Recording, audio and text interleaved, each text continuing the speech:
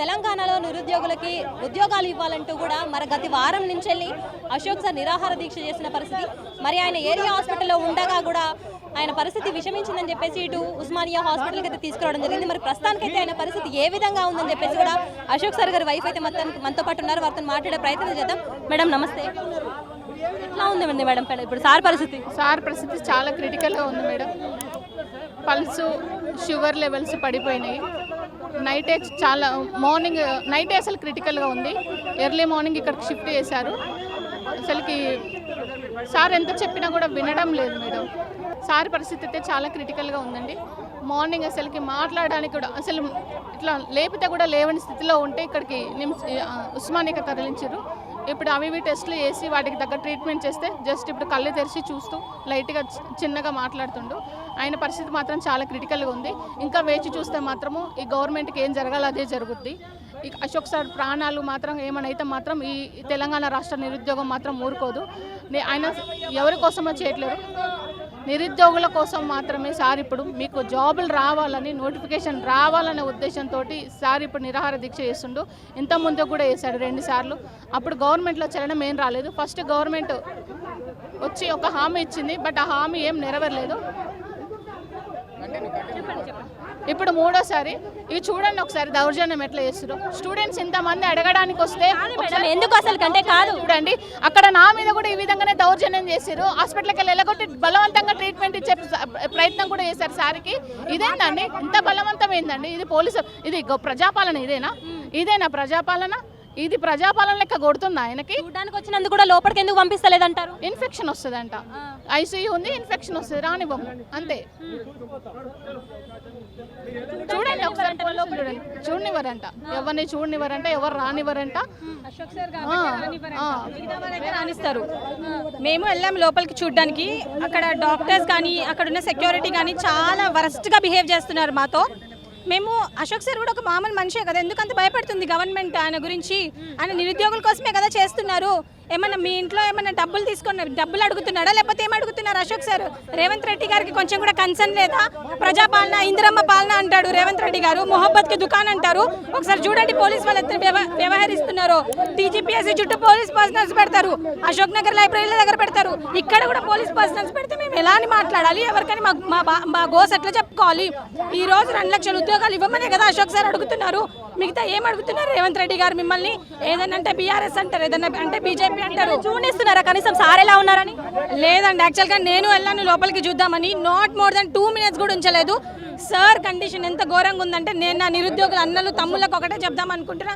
నేను నా చేతితో సార్కి అన్నం పెట్టాను. మరి మనకి ఇక్కడ సిచ్యువేషన్ ఏ విధంగా ఉంది చూసుకోండి. కనీసం ఇక్కడ ఒక వాయిస్ తీసుకోవడానికి కూడా ఇక్కడ చాలా దౌర్జన్యంగా ప్రవర్తిస్తున్నారు.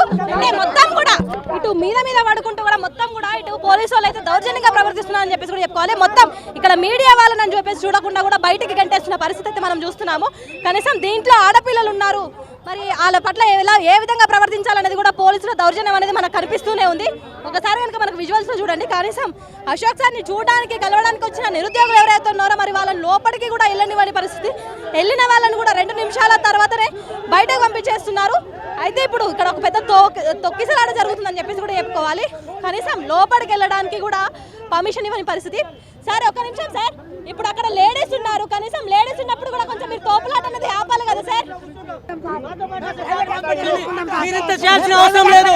అశోక్ సార్ ని మాతో పాటు పంపించండి, మేము తీసుకుపోతాం. మా ఇంట్లోనే కూర్చుంటాం. మీరు తీసుకొచ్చి మళ్ళీ మమ్మల్ని ఇబ్బంది పెడతా ఉన్నారు. మీ పోలీస్ రెస్పాన్సిబిలిటీయా, గవర్నమెంట్ రెస్పాన్సిబిలిటీయా? సార్ పరిస్థితి 9 రోజులు మాట్లాడే వాళ్ళ మీద ఇట్లా కేసులు, లోపల కేసులు అని చెప్పేసి సీఎం గారు అంటుంటే మేము ఎవరి కోసం వచ్చాడా? అశోక్ సార్ కోసం. ఆయన ప్రాణాలు ఏమైనా అయితే మేము కనుక్కోవడానికి వస్తే కనీసం మమ్మల్ని లోపల పోనీయకుండా ఇట్లా మీరు మాట్లాడడం కరెక్ట్ కాదు సార్. ఎందుకు మాట్లాడడం? మీరు వనస్థలి ఏరియా హాస్పిటల్ నుంచి ఇక్కడ తీసుకొచ్చారు, కొంచెం ఇన్ఫర్మేషన్ లేదు. మార్నింగ్ తీసుకొచ్చారు. ఆయనకి ఆరోగ్యం ఎట్లుంది? నిన్న పల్స్ పడిపోయింది, క్రియాటిన్ లెవెల్ పడిపోయినాయి. దాని గురించి మాట్లాడుతుంటే మీరు కేసులు అరెస్ట్ చేద్దామని చూస్తున్నారు. మీరు ఎందుకు అరెస్ట్ ఎందుకు చేస్తున్నారు మా మీద? పోలీస్ వాళ్ళ రెస్పాన్సిబిలిటీయా, లేకపోతే గవర్నమెంట్ రెస్పాన్సిబిలిటీయా? ఆయన కాంగ్రెస్ పార్టీకి వ్యతిరేకంగా ఉంటున్నారు. ఆయన బీఆర్ఎస్ పార్టీ అంటున్నారు. ఆయన కాంగ్రెస్ పార్టీ కోసం చేసిన దాఖలాలు చాలా ఉన్నాయి. ఈ కాంగ్రెస్ పార్టీ గెలుపు కోసం ఆయన యాత్ర కూడా చేసాడు. మరి దానికి సమాధానం ఏంది? ఆయన ఇలా కాంగ్రెస్ పార్టీ గెలుపు కోసం రాష్ట్ర జిల్లాలు మొత్తం తిరిగారు. దాని ఆన్సర్ ఏంది? ఇలా ఇట్లా మాట్లాడడం కరెక్ట్ కాదు. ఏదైతే 2 లక్షల ఉద్యోగాలు మీరు ఇస్తా అన్నారో ఆ 2 లక్షల ఉద్యోగాల కోసమే మాట్లాడుతుంది తప్ప దేనికోసం కాదు. మీరు నోటిఫికేషన్ ఇచ్చి ఉంటే మేము ఇక్కడ రావాల్సిన అవసరం ఉండేది, మా మీద లాఠీ చార్జ్ జరిగే అవసరం లేదు. మేము బయట రావాల్సిన అవసరం. మీరు 2 లక్షల ఉద్యోగాలు ఇవ్వండి, జాబ్ క్యాలెండర్ రిలీజ్ చేయండి, మేము మా లైబ్రరీలో కూర్చొని చదువుకుంటాం. మీకు చేత కానప్పుడు నేపాల్లో మరి పరిస్థితి విద్యార్థులు ఎట్లా తిరగబడతారో ఆ విధంగా తిరగబడి మీ మీద కూలదోసే ప్రయత్నం చేస్తాం. దయచేసి గవర్నమెంట్ ఒకరికి స్పందించాలి. అశోక్ సార్కి ఏమైనా అయితే మాత్రం నిరుద్యోగులు మాత్రం రాష్ట్రాన్ని రావణ కష్టంగా మారుస్తారు, ఉద్యమాన్ని దారుస్తారు. ఆ తర్వాత ఏమైనా జరిగినా కూడా ప్రభుత్వాన్ని పూర్తి బాధ్యత అని చెప్పేసి సిన్సియర్గా గవర్నమెంట్ చెప్తున్నాం. అశోక్ సార్కి ఇప్పటికే 9 రోజులు రోజుకు ఆరోగ్యం క్షీణిస్తూ ఉంది. ఇవాళ నిరుద్యోగుల కోసం అశోక్ సార్ చేస్తూ ఉంటే ఈ మొండి నిరంకుశంగా ఈ పోలీసు వ్యవహరిస్తూ ఉన్నారు. ఇది ప్రజాపాలన లెక్క లేదు, ఇది నిరంకుశ పాలన అలా ఉంది. మేము విద్యార్థులు వచ్చి మా సార్ని వచ్చి చూసిపోతామని చెప్తే ఇది పోలీసులు వచ్చి ఇట్లా దౌర్జన్యం చేయడం అనేది ఇది చాలా దౌర్భాగ్యమైన పరిస్థితిగా కనపడతా ఉంది తెలంగాణ రాష్ట్రంలో. ఎందుకంటే అశోక్ సార్ 9 రోజులుగా నిరాహార దీక్ష చేస్తూ ఉన్నాడు. ప్రభుత్వం ఇప్పటికి కూడా నిమ్మకు నీరెత్తినట్టుగా వ్యవహరిస్తూ ఉంది. కుమార్ అంటే విషయంలో స్పందించినటువంటి సీఎం రేవంత్ రెడ్డి గారు నిరుద్యోగుల మైండ్ అశోక్ సార్ మేమందరం కలిసి కాంగ్రెస్ పార్టీని అధికారంలోకి తీసుకొచ్చిన మమ్మల్ని ఎందుకు మీరు ఈ విధంగా ప్రవర్తిస్తున్నారు? తెలంగాణలో మేధావులు ఎక్కడ పోయిర్రు? గతం లోపల ఏ సమస్య ఉన్న మేము అండగా ఉంటామన్నటువంటి మేధావులు ఇప్పుడు అశోక్ సార్ ప్రాణాలను పణంగా పెట్టి ఈరోజు 35 లక్షల మంది నిరుద్యోగులు తరపున దీక్ష చేస్తుంటే ఎందుకు మీరు అందరు మద్దతుగా తెలుపుతలేరు? ఇమీడియట్గా ప్రభుత్వం స్పందించాలి. ప్రభుత్వం స్పందించి నిరుద్యోగులతో చర్చలు జరపాలి. అశోక్ సార్ ప్రాణాలకు ఏమన్నా అయితే మాత్రం తెలంగాణలో ఉన్నటువంటి 35 లక్షల మంది నిరుద్యోగులు ఏకమైతే ప్రభుత్వాన్ని తరిమి కొడతామని చెప్పి ఈ సందర్భంగా తెలియజేస్తూ మీరు ఉన్నారని చెప్పేసి చూడకుండా కూడా తొక్కిసలాట చేస్తున్నారు. మీకు అసలు మీరు లేడీస్ ఉన్నారని చెప్పేసి కూడా పోలీసులు ఆలోచిస్తలేరు. ఎందుకంటే ఇది ప్రజాపాలన అని నేను రేవంత్ రెడ్డి గారిని అడుగుతున్నాను. పోలీసు వాళ్ళు కేవలం రేవంత్ రెడ్డి గారిని సేఫ్ గార్డ్ చేయడానికి మాత్రమే ఉంచుకున్నారా ఇక్కడ? ఇందాక అక్కడ చూస్తే కింద పడిపోయే వాళ్ళము, అసలు ఆడవాళ్ళని చూడట్లేదు, మగవాళ్ళని చూడట్లేదు. మినిమం కామన్ సెన్స్ లేకుండా బిహేవ్ చేస్తున్నారు. మేము ఈరోజు ఏమన్నా ఇక్కడ దోచుకోవడానికి వచ్చామా?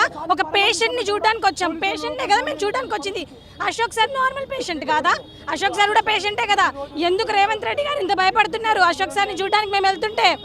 నేను ఈరోజు ఒకటే చెప్తున్నాను, కాంగ్రెస్ ప్రభుత్వం ఏదైతే నిందలేస్తుందో నిరుద్యోగుల మీద, అశోక్ సార్ గారి మీద ఏదైతే నిందలేస్తుందో గుర్తుపెట్టుకోండి. రేవంత్ రెడ్డి గారు ప్రతి ఒక్క నిరుద్యోగి తెలంగాణ నుంచి తరలి వస్తారు. మీ గాంధీ భవన్ ముట్టడి తప్పకుండా చేస్తారు. ఈరోజు బీహార్కి వెళ్ళి పెద్ద పెద్ద మాటలు చెప్పడం కాదండి. తెలంగాణలో ఎక్కడైతే ఆయన సర్కార్ ఉందో ఆ సర్కార్ ముందు చూడు Revanth Reddy, Rahul Gandhi garu. Then you talk about Bihar elections. ఇందాక మీరు చూసారండి, తొక్కుడులో మొత్తం కాళ్ళు కూడా తొక్కుతున్నారు, మనుషుల్ని కూడా చూడట్లేదు. ఇలాంటి హాస్పిటల్ సార్ పరిస్థితి నిజంగానే పథటిక్ గా ఉంది, చాలా డిటోరియేటెడ్ గా ఉంది. మేము లోపలికి వెళ్ళి కూడా చూసాము. అసలు ఇలా బొక్కలు తప్పితే ఏం కనిపించట్లేదు, కళ్ళు లోపలికి వెళ్ళిపోయాయి. నేను చూసా ఇందాక, ఐ కాంట్ ఈవెన్ ఎక్స్ప్రెస్ అండి. చాలా బాధ అవుతుంది నాకు. అసలు సార్కి ఏం అవసరం అండి మా కోసం చేయడానికి? ఏం అవసరం? సార్ ఎందుకు చేస్తున్నారు? మా లాంటి నిరుద్యోగులు బయటకు వచ్చి చేస్తే మా మీద కేసులు అవుతాయేమో అని చెప్పేసి సార్ ఈరోజు చేస్తున్నారు. అట్లాంటిది నిరుద్యోగులు స్వచ్ఛందంగా ఈరోజు తరలి రావాలి. సార్ని చూడడానికి తప్పకుండా ప్రతి నిరుద్యోగులు రావాల్సిందే. నిజంగా సార్ కండిషన్ బాగాలేదండి, ఇది ఒక్కటే నేను చెప్పగలుగుతాను. మేడం ఇప్పుడు విజువల్స్ చూశారు, ఎంత బలవంతంగా అడిగే పిల్లలు ఎంత బలవంతంగా తీసుకెళ్ళారు. ఈ విధంగా చేశాక పిల్లలు ఎక్కడొస్తారండి? లోపల చూడడానికి వెళ్ళనివ్వట్లేదు. బయట మీడియాతో మాట్లాడగానే ఎందుకు పోలీసులు అంతగా ఇదిగా ప్రవర్తిస్తున్నారు? మీడియాతో మాట్లాడితే బయటికి వెళ్తుంది, ఇంకెక్కువ మంది వస్తారు, ప్రొటెస్ట్ ఎక్కువ చేస్తారు. అది మెయిన్ కారణం. ఇప్పుడు ఇంతమందికి దాచిపెట్టడానికి ఏముందని అదే బయటకు వెళ్తే ఇప్పుడు కాంగ్రెస్ గవర్నమెంట్ దిగి రావాలి కదా. లోపల కూడా పోలీస్ వాళ్ళు, ఐసీయూ దగ్గర కూడా పోలీస్ వాళ్ళు ఉన్నారు. ఈ రోజు మేము గ్రూప్స్ ఆస్పిరెంట్స్, మాతో ఎలా మాట్లాడాలో కూడా కామన్ సెన్స్ లేదు. లోపలికి వెళ్ళి చూస్తుంటే మమ్మల్ని ఇలా పట్టుకొని ఇలా నెట్టేస్తున్నారు. ఇదేనా ఈ హాస్పిటల్ స్టాఫ్? ఇదేనా వాళ్ళ సెక్యూరిటీకి నేర్పించేది? లోపల ఎందుకు పోలీసులను పెట్టారు మేడం? ఐసీయూ ఉంది, ఇందులో రానియొద్దు, మీకు పర్మిషన్ లేదు అంటున్నారు. నన్ను వెళ్ళనిస్తున్నారులేండి, నన్ను వెళ్ళిస్తారు కానీ వేరే వాళ్ళు ఎవరైనా చూడడానికి వస్తే రానివ్వట్లేదు. వాళ్ళు చూడడానికి వచ్చిన వాళ్ళని ఎవరిని లోపలికి పంపించట్లేదు. లేదండి, పంపించట్లేదు.